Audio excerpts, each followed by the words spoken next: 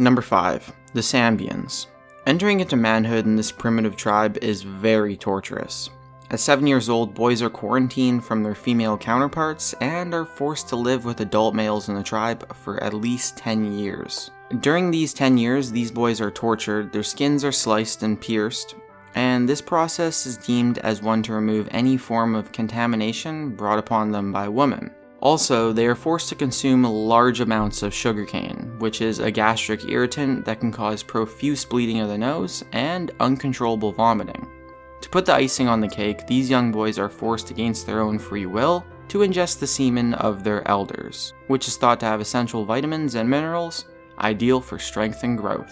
Once freed from the quarantine, these men continue to incur frequent nose bleeding at the same time of their wives' menstrual cycles. Number 4. The Trobriand Ers. Have you heard about the new sex revolution? Well, let these islanders take you for a tour and visit the Trobriand Ers tribe, a remote tribe in Papua New Guinea where the world's greatest sexual revolution is taking place right now. Girls here want sex just as much as the guys, and they will not take no for an answer. Kids here start having sex as young as 6 to 8 years old for girls and about 10 to 12 for boys, with no social consequences. The Trobriand Ers children begin to play erotic games with each other and imitate adult seductive attitudes from a very young age. Only about 4 or 5 years later can they begin to pursue sexual partners officially. Women are just as assertive and dominant as men in pursuing or refusing a lover. This is not only allowed generally, but in this tribe, it's encouraged. Girls go topless all day, enticing young males to have sex with them whenever they want. Number 3. The Wodaabe. The Wodaabe tribe found in Niger in West Africa are famous for their stealing and conniving nature. These men are notorious for stealing each other's wives.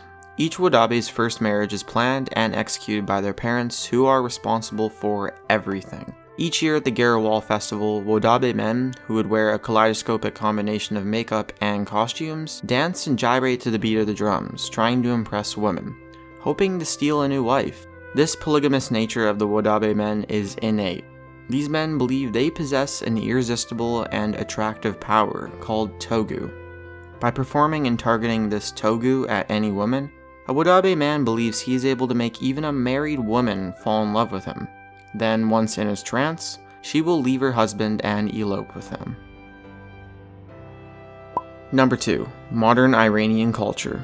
I'm sure you would agree with me that some of the strictest practices known to mankind are exhibited in some parts of the Middle East. These practices range from religion, sexual intercourse, and relationships between men and women of the Muslim community.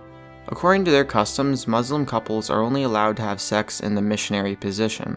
All other sex positions are deemed gross and disrespectful for a husband to ever ask a wife to assume. But wait, now in certain Muslim countries, for example Iran, a young couple who would like to be sexually active before they are officially married can request a temporary marriage license. Yeah, you heard that right. This process is fast. It involves a small marriage ceremony accompanied with a written contract stipulating the amount of time they will be married for. Once this ceremony is complete, the couple can start to have sex like bunnies if they like, immediately without violating or breaching Islamic law. I bet there are a lot of people around the world that wish they had something like this in their country, right?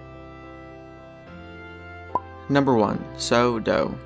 Haiti, officially known as the Republic of Haiti, is a country in the Western Hemisphere, located on the island of Hispaniola, on the Greater Antilles archipelago of the Caribbean. The country's customs essentially are a blend of cultural beliefs that have been derived from various ethnic groups that inhabited the island of Hispaniola.